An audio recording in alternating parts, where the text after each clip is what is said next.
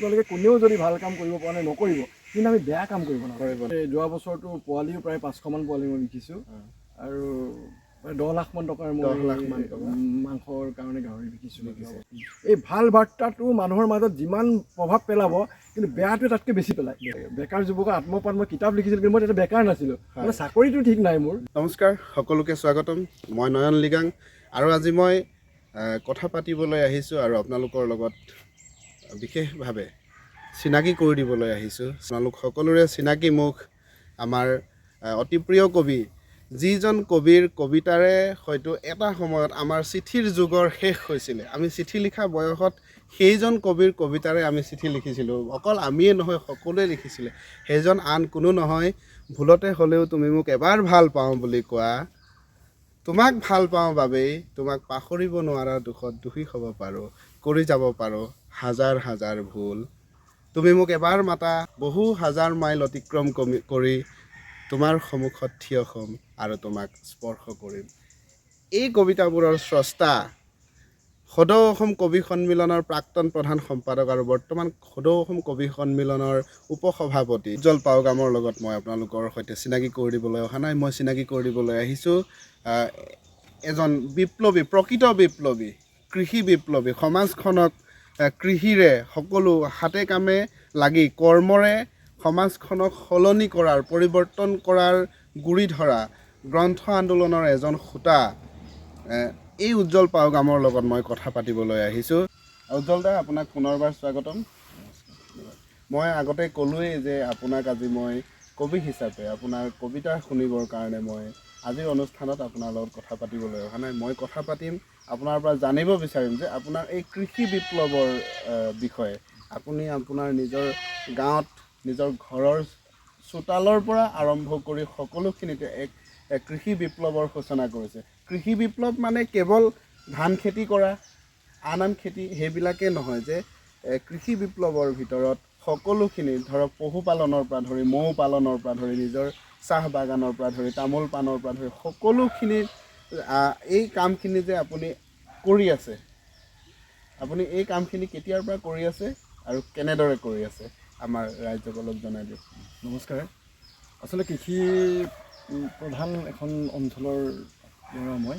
ইয়াত সৰুৰ পৰাই কৃষিৰ লগত জড়িত। দেউতাই আমাৰ খেতি আছে, খেতি মাটিৰ লগত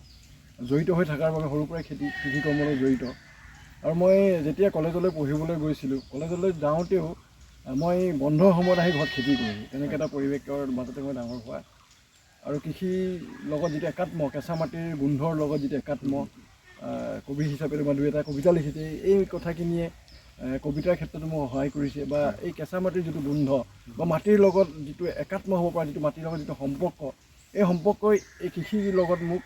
একাত্ম কৰি তুলিলে। আৰু তাৰপিছতে আমি যিটো আমাৰ পদ্ধতিগত, আমি আগৰ যিটো ধৰণে আমি খেতি কৰি থাকোঁ, মানে আমাৰ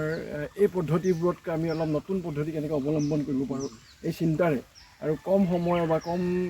পৰিসৰৰ মাটিত আমি অধিক উৎপাদন কেনেকৈ কৰিব পাৰোঁ, এই সকলো চিন্তা চৰ্চা কৰি মই ইয়াত সমন্বিত কৃষি ফাৰ্ম আৰম্ভ কৰিলোঁ, ইণ্টিগ্ৰেটেড ফাৰ্মিং বুলি যিটো কয়। আৰু বৈজ্ঞানিক পদ্ধতিৰে কৃষি কৰ্ম কৰি কেনেকৈ উৎপাদনটো বেছি কৰিব পাৰি বা কেনেকৈ স্বাৱলম্বী হ'ব পাৰি, তেনেধৰণৰ চিন্তাৰে এই কৃষি কৰ্ম কৰিবলৈ আৰম্ভ কৰিলোঁ। এইটো কৰিবলৈ যাওঁতে মই সকলোখিনি যিটো উল্লেখ কৰিছে যে সকলোখিনি লগ হৈ কেনেকৈ আগবঢ়াই লৈ যাব পাৰি, এই পৰিকল্পনাৰে কৃষিখিনি মই কামখিনি কৰি আছোঁ। সমাজকৰ্মী হ'লে বা ছাত্ৰ নেতা হওক, ৰাজনৈতিক নেতা হওক, গ্ৰন্থ আন্দোলনৰ নেতা হওক, শিক্ষক হওক, কবি হওক, সকলোৱে উৎপাদনমুখিতাত গুৰুত্ব দিব লাগে। যদি আমি উৎপাদনক্ষম নহওঁ, আমি যদি উৎপাদনত গুৰুত্ব নিদিওঁ, তেতিয়াহ'লে আমাৰ সমাজ, আমাৰ জীৱন জীৱিকাৰ কাৰণে ভয়াৱহতা, মানে এটা অশনি সংকেত আহি পৰে। আমি যদি উৎপাদনমুখিতাত গুৰুত্ব নিদি কেৱল ৰাজপথত বা কলমেৰে আন্দোলন কৰি পথাৰ আমাৰ, বজাৰ আমাৰ কৈ থাকিলে আমাৰ পথাৰখন বা আমাৰ বজাৰখন ৰক্ষা নপৰে। সেই কামখিনি আমি মুখেৰে কোৱাৰ লগতে হাতে কামে আমি কৰি দেখুৱাব লাগিব। গতিকে এই গোটেইখিনি আপুনি হাতে কামে কৰি দেখুৱাইছে আমাক। আপুনি এজন আদৰ্শ, ইফালে এগৰাকী সুকবি, সাহিত্যিক হোৱাৰ পাছতো এজন মানে খেতিয়ক, আদৰ্শ খেতিয়ক, সমাজৰ কাৰণে আপুনি আদৰ্শ। আপোনাৰ যিটো ইণ্টাগ্ৰেটেড ফাৰ্মিঙত আপোনাৰ মাছৰ পৰা ধৰি গাহৰি আছে, কুকুৰা আছে, হাঁহ আছে, এইফালে আপোনাৰ চাহৰ আছে, নিজৰ আপোনাৰ মৌ উৎপাদন কৰে, নিজে মৌ-মাখি পুহি পেলাই ধৰক আপোনাৰ গোটেইখিনি। আগতে আপোনাৰ চাহৰ ব্ৰেণ্ডিং আছিলে, এতিয়াও আপোনাৰ চাহৰ ব্ৰেণ্ডিং আছে। আমি এপিঅলা লালেচাং বুলি গম পাইছিলোঁ, কিন্তু এতিয়া আপুনি গম পাইছোঁ যে শব্দ লালেচাং কৰিলে। শব্দ লালেচাং, শব্দটো ব্ৰেণ্ড আৰু লালেচাং, আমি মিচিঙত কওঁ লালেচাং, সেইটো লগাই দিছে যে শব্দ লালেচাং আৰু শব্দ হানি আৰু বাকীখিনিও আপোনাৰ শব্দ সেউজীয়া, মানে সেইটো শব্দ গ্ৰীণ টিটো, এনেকুৱা ব্ৰেণ্ডিং আছে। এই ব্ৰেণ্ডিঙৰ এই গোটেইখিনি কনচেপ্ট আপোনাৰ মনলৈ কেনেকৈ আহিছিল বাৰু আপুনি কওকচোন। আৰু এইখিনিৰ পৰা আপুনি বছৰটোত আপোনাৰ কিমান উপাৰ্জন হয়? কাৰণ উপাৰ্জনৰ কথাটো ৰাইজক জনাবই লাগিব, কাৰণ তেওঁলোকে এই আদৰ্শৰে যাতে আগবাঢ়িব পাৰে। মানে মই আমাৰ কি হয়, আচলতে আমি চৰকাৰী চাকৰিমুখী হয় প্ৰায়খিনিয়ে। হয়, এটা চৰকাৰী চাকৰিত যিটো ছিকিউৰিটি থাকে বুলি ভবা হয়, কিন্তু আমি খেতি কৰিও যে এইটো কৰিব পাৰোঁ আৰু এটা পৰিৱেশ ৰচনা কৰিবৰ কাৰণে। মই এটা ভাল ব্যৱসায় কৰি আছিলোঁ, গ্ৰন্থৰ লগত জড়িত প্ৰকাশন প্ৰতিষ্ঠান এটা মোৰ আছে, এতিয়াও চলি আছে বাৰু। কিন্তু তাৰ পিছতো মই গাঁৱলৈ উভতি আহিছোঁ। গাঁৱলৈ উভতি আহি গাঁওখনৰ মাজতে আমি কি কৰিব পাৰোঁ। আৰু আজি আপুনি চাবচোন, বা আমি যদি চাওঁ যে কিমান মাটি চন পৰি থাকে, কিমান মাটিত ডাঙৰ ডাঙৰ ফেক্টৰী হৈছে, কিন্তু আমি কৃষি কৰ্মৰ লগত দুটা কাম কৰিব পাৰোঁ। আমি পৰিৱেশটো ভালকৈ ৰাখিব পাৰোঁ। এই কৃষি কৰ্মখিনি মই যদি এই ঠাইটুকুৰাত যদি এটা বেলেগ ফেক্টৰী এটা হ'লহেঁতেন, ডাঙৰ ফেক্টৰী হ'লহেঁতেন বা কিবা এটা হ'লহেঁতেন, তেতিয়া কিন্তু এই সেউজীয়া পৰিৱেশটো প্ৰাকৃতিক ভাৰসাম্যটো ৰক্ষা নহ'লহেঁতেন। কিন্তু প্ৰাকৃতিক ভাৰসাম্য ৰক্ষা কৰি আমি কি কাম কৰিব পাৰোঁ, তাৰ কামখিনি কৰিবৰ কাৰণে আৰু গাঁওখনক আমি কেনেকৈ আগবঢ়াই লৈ যাব পাৰোঁ। আমি প্ৰায় নগৰমুখী হওঁ মানুহবোৰ, কিন্তু মই নগৰত কিছুদিন আছিলোঁ, তাৰপৰা আকৌ মই গাঁওমুখী হৈছোঁ। গাঁওখনৰ মাজেদি আমি যিটো বিপ্লৱ কৰিব পাৰোঁ, গাঁৱৰ মানুহখিনিক আমি একেলগে কেনেকৈ আগবঢ়াই লৈ যাব পাৰোঁ। এটা অঞ্চলত মই এতিয়া গাহৰি পালন কৰিছোঁ মই, আৰু গাহৰি পালন কৰাৰ লগে লগে গাহৰি মই অকলে পোহা নাই, মই এনেকুৱা এটা পৰিৱেশ ৰচনা কৰিছোঁ এই অঞ্চলটোত। বহুকেইজন যুৱক ওলাই আহিছে, বহুকেইজন ব্যক্তি ওলাই আহিছে গাহৰি পালনৰ কাৰণে, আৰু এই অঞ্চলটোত এটা ভাল গাহৰিৰ মাৰ্কেটিং হয় এতিয়া। গতিকে মই আৰু এটা কৰোঁ যে দুখীয়াসকলে, যিসকলে আমাৰ মিচিং জনগোষ্ঠীটো বিশেষকৈ এটা বা দুটা গাহৰি পুহিলে বছৰটো দুটা গাহৰিয়ে নিজৰ মতেই ডাঙৰ হৈ যায়, বাকী ইনভেষ্টমেণ্টেই নাথাকে তাত। গতিকে দুটা গাহৰি ডাঙৰ কৰিব পাৰে, নিজৰ ঘৰৰ টুকুৰা টুকুৰি বস্তুবোৰ খুৱাই পেলাই, ৰাহিব বস্তুবোৰ খুৱাই দুটা গাহৰি ডাঙৰ কৰিব পাৰে। মই এটা এনেকুৱা ব্যৱস্থা কৰিছোঁ, আমাৰ এটা মিচিং জনগোষ্ঠী আধি দিয়া ব্যৱস্থা আছে। মই যেতিয়া আমাৰ ব্ৰিডিং ফাৰ্ম হয়, মোৰ পোৱালি উৎপাদন কৰোঁ, পোৱালি উৎপাদন কৰাৰ পিছত আমি পোৱালিখিনি আমি আধি ব্যৱস্থা দি দিওঁ। আৰু বহু দুখীয়া পৰিয়ালৰ লোকে আধিত পুহি পেলাই গাহৰি, তেওঁলোকেও তেনেধৰণে 2-4টা গাহৰি নি পেলাই প্ৰত্যেকটো পৰিয়ালে, বহু পৰিয়ালে তেনেকৈও স্বাৱলম্বী হৈছে। গতিকে গাহৰি তেনেকৈ কৰিছোঁ, মাছৰ উৎপাদন কৰিছোঁ, চাহটো মই নিজেই কৰি পেলাই নিজৰ চাহখিনি আমি বহুত সময়ত আমাৰ অঞ্চলত দেখা যায়, বা কেঁচা পাত মানে ফেক্টৰীবোৰে নলয়, এনেকৈ এটা শুনা যায়, কেঁচা পাতৰ কাৰণে ৰাস্তাত পেলাই দিয়া হয়, দাম নিদিয়ে, আন্দোলন কৰে, তেনেকুৱা হয়। এইখিনিৰ পৰা আঁতৰিবৰ কাৰণে মই কি কৰিলোঁ, নিজেই নিজৰ প্ৰডাক্ট নিজেই জৈৱিক চাহেৰে আমি জৈৱিক কৰি পেলাই জৈৱিক চাহ আমি উৎপাদন কৰিব লৈছোঁ। এতিয়া গ্ৰীণ টি কৰিছোঁ, ব্লেক টি কৰিছোঁ, অৰ্থডক্স কৰিছোঁ, লগতে আমি লালেচাং বুলি মিচিংসকলে ধোঁৱা দিয়া চাহ মিচিংসকলে খাই ধোঁৱা গোন্ধায়। এই ব্ৰেণ্ডটো মিচিংসকলে খোৱা চাহৰ ষ্টাইলটোতে, যেনেধৰণে চাহ মিচিংসকলে অলপ ধোঁৱা লাগে চাহটো খালে, এইটোকে অলপ ঠিক কৰি পেলাই মই ধোঁৱা গুণ এটা আহিব, মানে স্মক ফ্লেভাৰ এটা আনি পেলাই লালেচাং বুলি এটা ব্ৰেণ্ড কৰি পেলাই, এইটো ক'তো নাই কৰা, এইটো নিজে অলপ ভেলু এডেড কৰি পেলাই এইটো মই লালেচাং বুলি আমি এটা উলিয়াই আছোঁ। গতিকে এইখিনি কাম কৰি যে এই অঞ্চলটোক আমি আগবঢ়াই লৈ যাব পাৰিছোঁ, মই ভাবোঁ ইয়াৰ লগতে ইয়াত 10টা পৰিয়াল সংস্থাপিত হৈছে। কেৱল ময়েই চলিছোঁ এইটো নহয়, ইয়াৰ লগতে 10টা পৰিয়াল সংস্থাপিত হৈছে বিভিন্ন কামত জড়িত হৈ। গতিকে তেনেধৰণে নিজৰ লগতে আন 10জনক, মই ভাবোঁ এইটোৱে মোৰ কথা, আমি শব্দৰ এটাই আমি লৈছোঁ যে মই যদি ভাল কাম কৰিব নাই পৰা নালাগে কৰিব। মই প্ৰত্যেককে এইটোৱে অনুৰোধ কৰিম, আপোনালোকে কোনেও যদি ভাল কাম কৰিব পৰা নাই নকৰিব, কিন্তু আমি বেয়া কাম কৰিব নালাগে। সমাজখনৰ অপকাৰ হোৱাৰ প্ৰকৃতিক ধ্বংস কৰিব পৰা আমি বেয়া কাম কৰিব নালাগে। আমি যদি চবেই ভাল কাম নকৰিলেও যদি আমি এটা লেভেলত থাকোঁ, ভাল কাম কৰাখিনি আমাক আগবঢ়াই লৈ যাব বুলি ভাবোঁ। ধন্যবাদ উজ্জ্বল দা। আৰু এই গোটেইখিনি কৰাৰ পাছত এতিয়া গাহৰিখিনি বজাৰলৈ উলিয়াই দিয়াৰ পৰা আপোনাৰ চাহখিনি বজাৰলৈ উলিয়াই দিয়ালৈ, এই গোটেইখিনিত এটা ছিষ্টেম, এটা পদ্ধতিগতভাৱে কৰিব লগা হয়। আৰু মৎস্য পালনৰ ক্ষেত্ৰৰ কথা কৈছে, আপোনালোকে হয়তো এটা ভিডিঅ' দেখিছে যে উজ্জ্বল দাই ঘৰত পোহনীয়া মাছবিলাকৰ লগত প্ৰত্যেকটো প্ৰাণীৰ লগতে উজ্জ্বল দাই বহুত মৰম কৰে প্ৰাণীকে উজ্জ্বল দাই খুব ধুনীয়াকৈ মৰম কৰে উজ্জ্বল দাৰ একদম ফেমিলিৰ পৰিয়ালৰ একোজন সদস্যৰ নিচিনা হৈ যায় আৰু মাছৰ লগত ইমান ধুনীয়াকৈ কথা পাতে উজ্জ্বল দাই মাতিলে মাছটো গুচি আহে আৰু উজ্জ্বল দাৰ হাতৰ পৰা বিস্কুট খায় খুব ধুনীয়াকৈ হয় আপোনালোকে 2-3 বছৰমান আগৰ পৰা হয়তো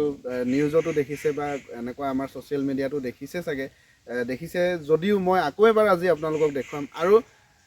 শব্দৰ দক্ষিণী সাহিত্য আৰু সংস্কৃতি উৎসৱ এইখন নদীৰ পাৰতে আমি যিখন নদীৰ পাৰত আছোঁ নদীৰ সিপাৰে ষ্টেজ বনোৱা আছে নদীৰ সিপাৰত নাটকবিলাক মঞ্চস্থ কৰা হয় আৰু এই পাৰত বাঁহৰ গেলাৰী দিয়া আছে আৰু ইয়াতে বহি দৰ্শকে এই নাটকবিলাক উপভোগ কৰে সকলো ফালৰ পৰা মই কৈছোঁ যে সাহিত্য সংস্কৃতিৰ পৰা ধৰি পথাৰৰ পৰা বজাৰলৈ ইমান গোটেইখিনি কাম তেওঁ অকলে ধৰি আছে তেওঁ নিজে এটা অনুষ্ঠান আৰু শব্দ বুলি নাম দি লৈছে শব্দ বুলি ক'লে আগতে এটা শব্দ প্ৰকাশন আছিলে শব্দটো প্ৰকাশনৰ নাম আছিলে এতিয়া শব্দটো এটা ব্ৰেণ্ড হৈ গ'ল যে শব্দটো এটা ডাঙৰ অনুষ্ঠান এতিয়া আপুনি যিবিলাক মাৰ্কেটিং কৰিব লাগে বস্তুখিনি চাহপাতৰ পৰা ধৰি গাহৰি কুকুৰা এই মাৰ্কেটিঙৰ ব্যৱস্থাটো কেনেকুৱা বাকী মানে আমাৰ গাহৰিটো আপোনালোকে গাহৰি আমি বজাৰলৈ উলিয়াই যাব নালাগে গাহৰি নিজে আহে নিবৰ কাৰণে বেপাৰী আহে আৰু মই যোৱা বছৰটো পোৱালিও প্ৰায় 500মান পোৱালি মই বিকিছোঁ আৰু প্ৰায় 10 লাখ মান টকাৰ মই মাংসৰ কাৰণে গাহৰি বিকিছোঁ যোৱা বছৰ গাহৰি এটা আগৰ বছৰ অলপ বজাৰটো ইমান ভাল নাছিলে কিন্তু যোৱা বছৰ এতিয়ালৈকে গাহৰি বজাৰটো খুব ভাল হৈ আছে আৰু মই ভাবিছোঁ আমি ধৈৰ্য হেৰুৱাব চবতে আপ ডাউনটো থাকিবই ওপৰত অলপ হ'বই কিন্তু আমি যোৱা বছৰ যিসকলে বহুতেই গাহৰি পুহিবলৈ লৈছিলে যোৱা বছৰ বজাৰখন অলপ বেয়া হোৱাৰ কাৰণে এৰি দিলে কিন্তু এই বছৰ আমাক এই যোৱা বছৰ যিটো লোকচান এবাৰ আমাক আকৌ লাভলৈ লৈ আহিছে গতিকে যিটো কামতে আমি লাগি থাকিব লাগিব আচলতে আৰু অসমীয়া এটা কথা আছে লাগি থাকিলে মাঘি খাব নালাগে খুজি খাব নালাগে এনেকৈ কথা এটা আছে গতিকে লাগি থাকিব লাগিব আৰু প্ৰত্যেকে আমাৰ এটা কথা হয় যে আমাৰ যিসকলে কাম কৰিবলৈ লয় এনেকৈ হয় যে পটককৈ লাগে আমাক এই কামটো কৰিলে লগে লগে ৰিজাল্টটো লাগে এটা কাম কৰিবৰ কাৰণে এটা সুদূৰ প্ৰসাৰী এটা চিন্তা কৰি পেলাই কাম কৰিব লাগিব এটা আমি ধৈৰ্য ধৰিব পাৰিব লাগিব আৰু ধৈৰ্য ধৰিলেহে আচলতে এটা ভাল ৰিজাল্ট হ'ব আৰু মই ভাবোঁ যে আমাৰ যিসকলে কাম কৰিবলৈ যায় মই এটা কথা যোগ কৰোঁ যিসকলে কাম কৰিবলৈ যাওঁ আমি যদি যিটো কাম কৰিবলৈ লৈছোঁ মই গাহৰি পুহিবলৈ লৈছোঁ মাছ পুহিছোঁ খেতি কৰিছোঁ জৈৱিক চাহ কৰিছোঁ গতিকে যদি মই নোৱাৰোঁ বুলি হাত দাঙি দিওঁ কিন্তু আমাৰ ভালটো মই এতিয়া যদি ভাল কৰি আছোঁ এই ভাল বাৰ্তাটো মানুহৰ মাজত যিমান প্ৰভাৱ পেলাব কিন্তু বেয়াটোৱে তাতকৈ বেছি পেলায়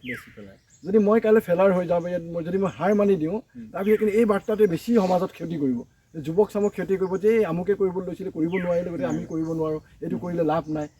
এনেকুৱা বাৰ্তাটোৱে কিন্তু নতুন প্ৰজন্মক আকৌ উৎসাহিত কৰাত বাধা দিয়ে গতিকে আমি এইটো কাম এটা কৰিবলৈ যোৱাৰ আগত আমি এইটোও চিন্তা কৰিব লাগিব যে আমি কামটো কৰিম ঠিক আমি সফল হ'বই লাগিব তেনেকৈ এটা লক্ষ্যৰ উদ্দেশ্যৰে আমি আগবাঢ়িব লাগিব কোনো এটা কাম কৰিব লাগিব ধন্যবাদ এতিয়া ইমানখিনি কাম আপুনি কৰি থাকে আপুনি আপোনাৰ